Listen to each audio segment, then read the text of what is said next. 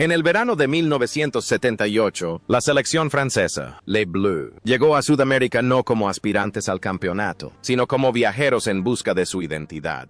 Bajo el liderazgo de Michel Hidalgo, trajeron una generación de jugadores jóvenes y talentosos, y un estilo de juego poético y ofensivo, conocido como fútbol de champán. Aunque eliminados en la fase de grupos al quedar en el grupo de la muerte con Argentina e Italia, la generación de 1978 sembró las primeras semillas de la esperanza. Jugaron un fútbol hermoso, libre y emotivo, el modelo perfecto para la gloriosa década de 1980.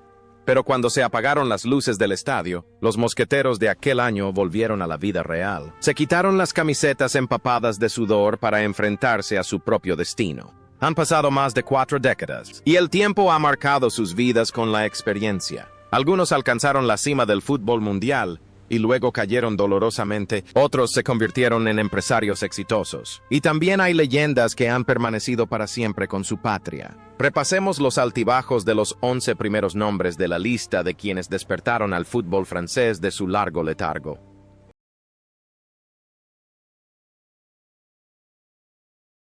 Marius Trésor, la orgullosa perla negra de Guadalupe, fue el capitán de la selección francesa en 1978 y se convirtió en la personificación perfecta de la serenidad y la autoridad en defensa. A los 28 años, jugaba como líbero, no solo despejando el balón, sino también iniciando ataques con precisión con pases largos, con un físico ideal, y la capacidad de leer el juego como un libro abierto. Trésor fue sin duda el apoyo mental más sólido para un equipo joven. Jugó los 3 partidos, comandando directamente la defensa contra los mejores delanteros de los anfitriones, Argentina y Italia. La imagen de Trésor dirigiendo con serenidad a sus compañeros se ha convertido en un símbolo de la madurez del fútbol francés en la recepción de talentos extranjeros.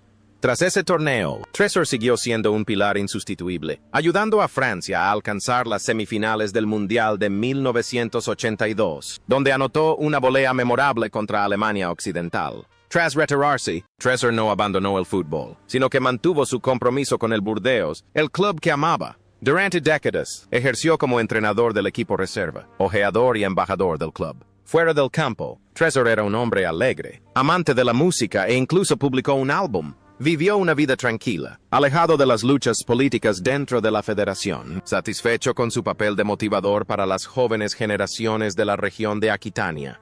La conexión entre Trésor en la cancha y en la vida es la solidez. En la cancha, es una roca que detiene todos los ataques. Fuera de ella, es un hombre leal, apegado a una camiseta y a una tierra toda su vida. Es la prueba de que un líder no necesita ser ruidoso, sino solo dedicación y un corazón bondadoso para ser respetado. Hoy, con más de 70 años, Marius Trésor se ha retirado, pero sigue siendo una leyenda viva en Burdeos. Conserva su característica sonrisa radiante, disfruta de su vejez con su familia y, de vez en cuando, aparece en las gradas para animar a su amado equipo, trayendo consigo recuerdos de los días de ensueño de Les Bleus.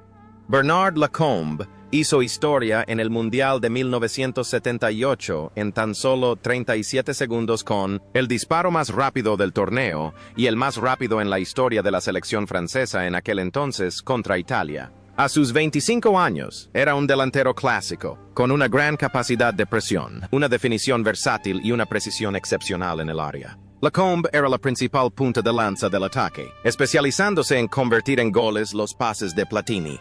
Tras retirarse, Lacombe se convirtió en la segunda figura más influyente del Olympique Lyonnais, Lyon, mano derecha del presidente Jean-Michel Aulas. Fue el artífice del período de dominio del Lyon, con 7 títulos consecutivos de la Ligue 1. Con un ojo perspicaz para el talento, fichó a varias estrellas brasileñas, como Juninho. Lacombe vive y respira el fútbol lyonés. Es un entrenador astuto, a veces controvertido, pero extremadamente eficaz. El paralelismo de Lacombe es la eficiencia. En el campo, marca goles en rápida sucesión. En el banquillo, toma decisiones decisivas. Es la personificación del éxito sostenido. Bernard Lacombe se ha retirado de su imperio lyonés, pero sigue siendo una leyenda viva en la ciudad. Dedica su tiempo a jugar al golf y a disfrutar de los frutos de una vida de incansable dedicación. Didier Six llegó al Mundial de 1978 como un torbellino por la banda, con el entusiasmo de un joven de 23 años y una zurda excepcional. Era un extremo clásico, siempre dispuesto a desestabilizar la defensa rival con su hábil regate por la banda. Jugando los 3 partidos, Six demostró ser un jugador extremadamente peligroso por la banda izquierda. Era un claro ejemplo de la libertad y la audacia del estilo de juego de la selección francesa de la época. Una estrella que nunca se quedaba quieta. La vida de Didier Six después de eso fue exactamente como su estilo de juego. Un gran nómada. Fue uno de los primeros jugadores franceses en jugar en el extranjero, recorriendo Bélgica, Alemania, Inglaterra y Turquía. Tras colgar las botas, Six continuó su incansable trayectoria como entrenador, pero no en los glamurosos escenarios de Europa, sino en tierras lejanas de África y Asia. Lideró a Togo, Mauricio, Guinea, aceptando duras condiciones laborales para satisfacer su pasión. Su vida tuvo altibajos económicos, corrían rumores de que atravesaba graves dificultades, pero Six siempre encontraba la manera de levantarse y seguir adelante. La conexión de Didier Six con la vida es el movimiento. No pertenece a ningún lugar fijo. En el campo corre constantemente. Fuera del campo, se mueve constantemente. Es la personificación de la libertad que encuentra la felicidad en el camino, no en el destino.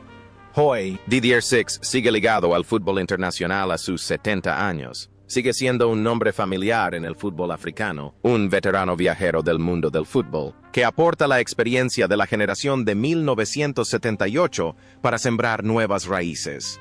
Christian López, de sangre española, fue el discreto y buen compañero de Janvion, pero demostró sorprendentemente que los defensas podían marcar goles en el Mundial de 1978. A los 25 años, López jugaba con inteligencia, interpretaba las situaciones con gran destreza y era especialmente excelente en las entradas. En este torneo, incluso marcó un gol, algo inusual para los defensas en aquella época. López era el tipo de jugador que siempre cumplía con creces sus funciones y cubría bien a sus compañeros.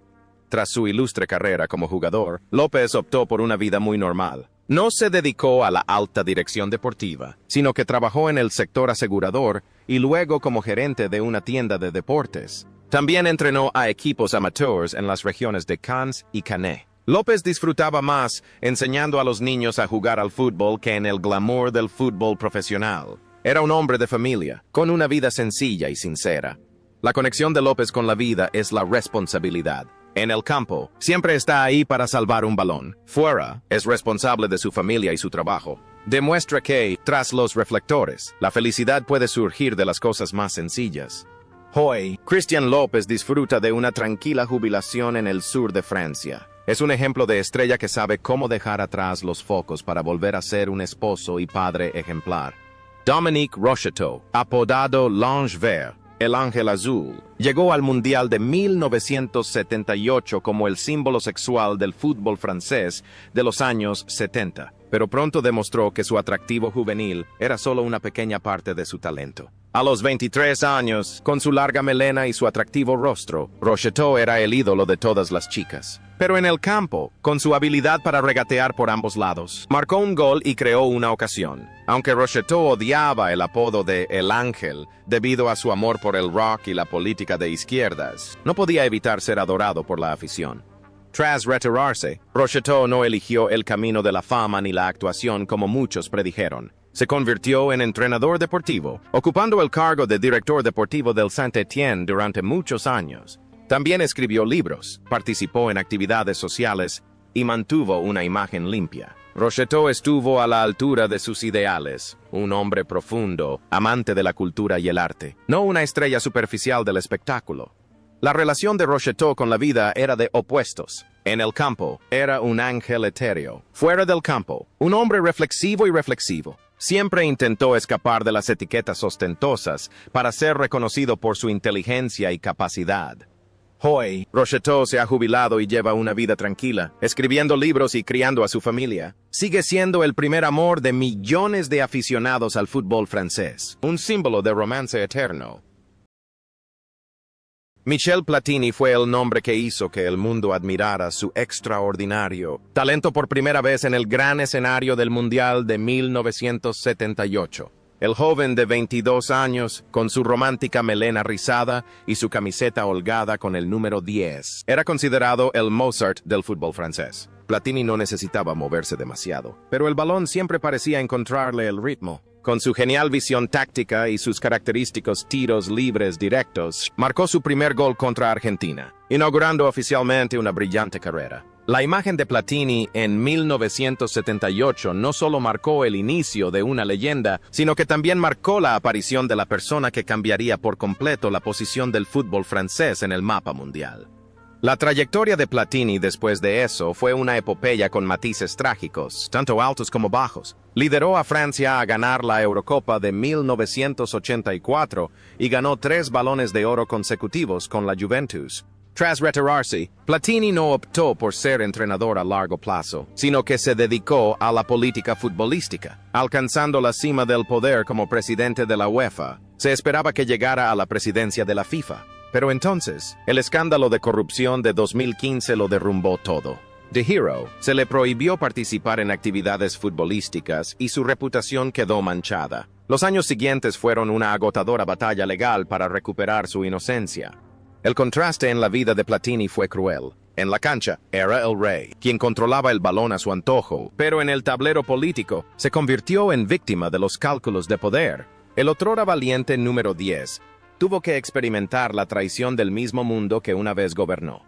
Ahora, a sus casi 70 años, Michel Platini vive una vida más solitaria tras ser absuelto por un tribunal suizo en 2022. Pasa tiempo con su familia, alejado de los focos, aunque su legado como entrenador es controvertido, en el corazón de la afición francesa. La imagen del niño de pelo rizado de 1978 sigue siendo el símbolo más bello del fútbol artístico.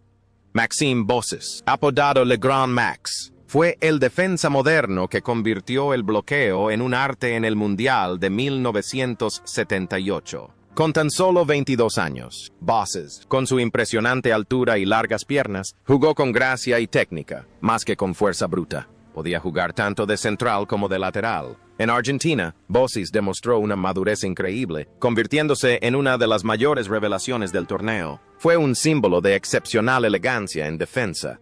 El auge y el descenso de Bossis llegaron después de 1978. Se convirtió en un récord de apariciones con la selección francesa, pero es más recordado por el penalti fallado en la fatídica semifinal del Mundial de 1982. La imagen de Bossis cayendo se convirtió en un símbolo de la tragedia de Sevilla. Pero Bossis se mantuvo firme y ganó la Eurocopa de 1984 con Francia. Tras retirarse, se convirtió en un prestigioso comentarista de televisión, conocido por su agudo análisis y su cálida voz. También participó en cursos de negocios y de fútbol.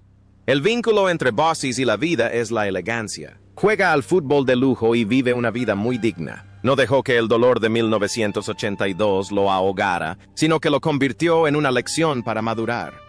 Hoy en día, Maxime Bossis sigue siendo un rostro querido de la televisión francesa. A sus casi 70 años, aún conserva su elegante porte, un auténtico caballero del fútbol francés, que ha vivido todas las emociones del fútbol.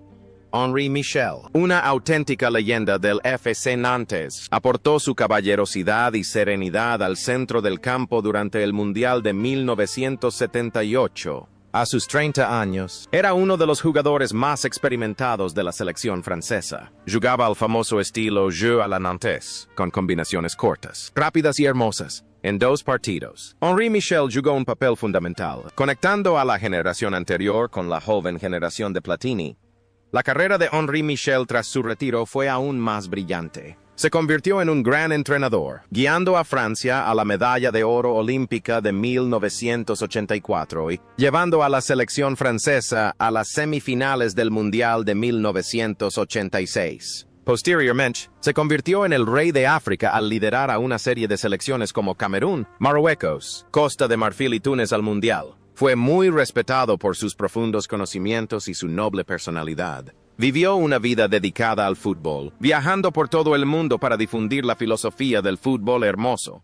La semejanza de Henri Michel reside en su magnanimidad. Jugó un fútbol magnífico, entrenó un fútbol magnífico y vivió una vida maravillosa. Fue un gran maestro para muchas generaciones de jugadores. Sin embargo, el viaje del artista tuvo que detenerse. El 24 de abril de 2018, Henri Michel falleció a los 70 años tras una larga lucha contra el cáncer. Su partida dejó un profundo dolor en el fútbol francés y africano. Su legado no son solo los títulos, sino también su actitud amable y su dulce sonrisa, que serán recordados para siempre. Gérard Janvion, el férreo defensa apodado Le Cerbère, el perro de tres cabezas del infierno, fue el terror de todos los atacantes en el Mundial de 1978. El jugador de 24 años, originario de Martinica, era conocido por su capacidad de marcaje extremadamente molesta. Janvion poseía la base física y la velocidad de un atleta, lo que le permitía bloquear los peligrosos ataques del rival. Jugaba con instinto, salvaje y feroz, un auténtico escudo de acero frente a la portería. Tras retirarse, la vida de Janvion dio muchos giros complicados. Tuvo problemas financieros y legales, y atravesó momentos difíciles en su vida personal. Hubo una época en la que vivió una vida bastante solitaria, lejos del glamuroso mundo del fútbol. Sin embargo, más tarde encontró el equilibrio al regresar a su Martinica natal, donde entrenó a equipos locales y contribuyó al desarrollo del fútbol en el Caribe. El contraste de Janvion reside en su dureza. En el campo, es el terror de los delanteros, fuera de él. También tiene que luchar con los duros oponentes de la vida, pero su instinto guerrero le impide caer. Gérard Janvion ahora lleva una vida discreta en Martinica. Aunque ya no aparece mucho en los medios franceses, para la afición del Saint-Étienne sigue siendo una leyenda con un estilo de juego intrépido. Dominique Bathenay fue considerado el eterno y más poderoso motor del mediocampo de la selección francesa en el Mundial de 1978. A los 24 años, famoso por sus potentes disparos de larga distancia con la camiseta del Saint-Étienne, típico gol contra el Liverpool, Bathenay trajo a Argentina su fiereza y excelente juego individual. Jugó como un guardián del ritmo, limpiando con diligencia el mediocampo para crear espacios para la creatividad de Platini. La disciplina y el apasionado estilo de juego de Bathenay fueron indispensables para equilibrar la ofensiva del equipo del entrenador Hidalgo. La carrera de Bathenay se centró en el Paris Saint-Germain, donde se convirtió en capitán y levantó la Copa de Francia. Tras retirarse, no optó por una carrera a largo plazo como entrenador, sino que asumió un rol directivo. Fue presidente del Comité de la Copa de Francia, un cargo que requiere prestigio y capacidad de organización. Bathenay es una persona reservada, rara vez aparece en la prensa, pero tiene una voz influyente en el mundo profesional. También dirigió equipos como los Emiratos Árabes Unidos o las Seychelles, pero siempre mantuvo una actitud serena. La semejanza de Bathenay es la disciplina. En el campo, se apega a una táctica absoluta. Fuera de él, es un entrenador con principios. Representa a la gente del fútbol con serenidad y dedicación. Dominique Bathenay disfruta ahora de una tranquila jubilación. Sigue siendo invitado regularmente a las celebraciones del Saint-Étienne y el PSG, donde se le recuerda como uno de los mejores centrocampistas de su generación. El imponente portero del Nantes, Jean-Paul Bertrand Demens, vivió el momento más trágico del Mundial de 1978, cuando sus esperanzas se desvanecieron en una agonía absoluta. A los 26 años, fue titular en los dos primeros partidos, pero contra Argentina, tras lanzarse para bloquear un disparo lejano, chocó contra el poste y sufrió una grave lesión medular. La imagen de él tendido en una camilla, obligado a retirarse para dejar paso a Dropsy, se convirtió en uno de los momentos más trágicos de Francia en el torneo. Tras esa terrible lesión, Bertrand Demens intentó volver a jugar al máximo nivel durante muchos años más con el Nantes, pero lo más sorprendente fue su vida después del fútbol. Se convirtió en un empresario de gran éxito en el sector inmobiliario y financiero. Desarrolló una extensa carrera empresarial, convirtiéndose en uno de los exjugadores más ricos de Francia. Rompió muchos vínculos con el mundo del fútbol para centrarse en enriquecerse, demostrando que la agudeza mental de un portero también puede aplicarse al mundo empresarial. La conexión entre Bertrand Demens y la vida es la valentía. Se recuperó de una lesión que casi le destrozó la espalda para seguir jugando y luego construyó una vida completamente nueva y brillante. Es la prueba de que el fútbol puede ser solo un capítulo en el libro de la vida. Hoy, Jean-Paul Bertrand Demens es un empresario exitoso que lleva una vida cómoda y privada. El recuerdo del choque contra el poste de 1978 es solo una leve cicatriz en la espalda de este hombre exitoso.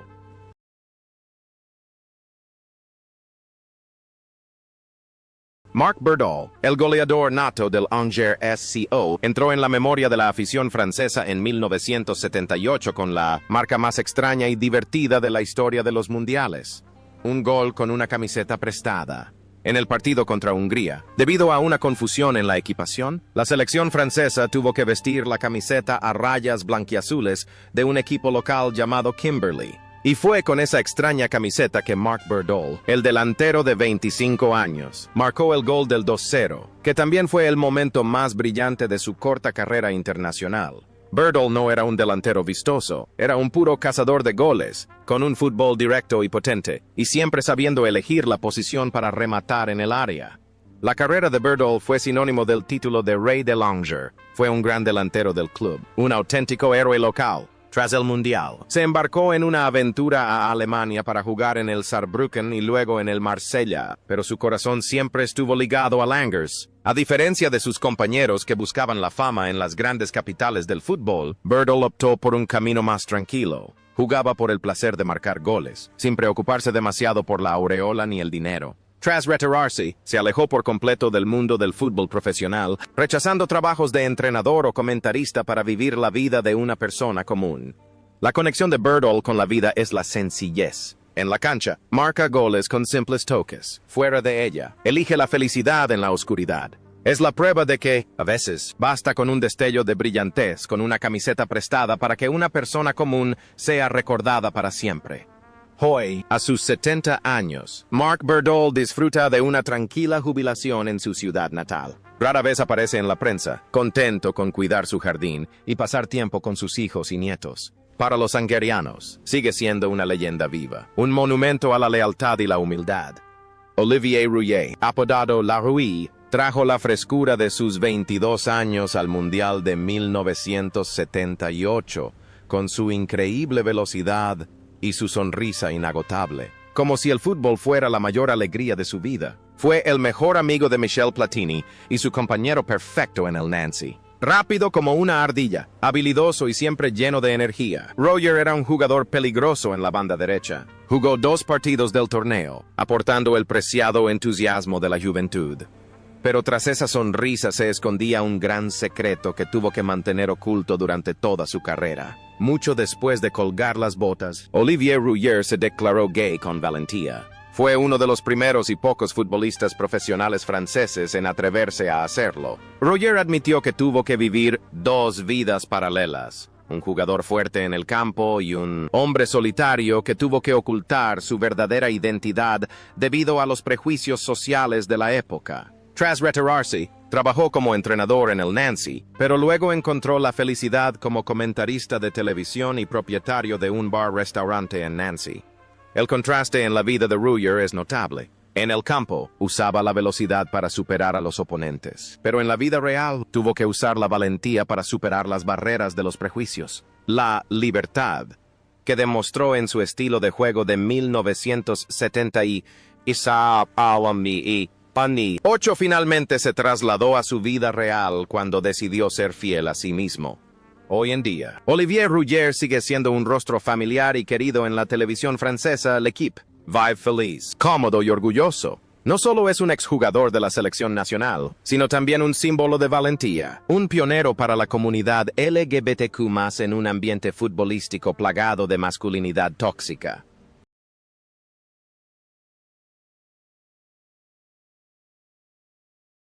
Patrick Battiston, el hermano menor de la selección francesa a sus 21 años, debutó espléndidamente en el Mundial, dando los primeros pasos de una carrera que más tarde se asociaría con la tragedia y la gloria. Aunque solo jugó un partido, fue la muestra de un gran talento. Battiston tenía una apariencia académica, un estilo de juego inteligente y una excelente capacidad para participar en los ataques. Era el modelo del defensa moderno, jugando con inteligencia en lugar de fuerza. 1978 fue solo un comienzo suave para un viaje tormentoso por delante. El destino de Battiston cambió para siempre una noche sevillana de 1982. En la semifinal del Mundial contra Alemania Occidental, recibió un golpe del portero Harald Schumacher y chocó con él con tanta fuerza que Battiston cayó inconsciente. Se rompió 3 dientes y se fracturó la columna. El mundo entero contuvo la respiración, creyendo que había muerto en el campo. pero de entre los muertos, Battiston revivió milagrosamente. Sin rencor ni venganza, regresó discretamente, ganó la Eurocopa de 1984 con Francia y continuó cosechando éxitos con el Burdeos. Perdonó a Schumacher, demostrando la nobleza de un caballero. La conexión de Battiston con la vida es de perdón y renacimiento. El accidente de 1982 pudo haberle quitado la vida, pero se convirtió en un testimonio de su resiliencia. No permitió que la tragedia lo definiera como víctima, sino como un defensor del perdón.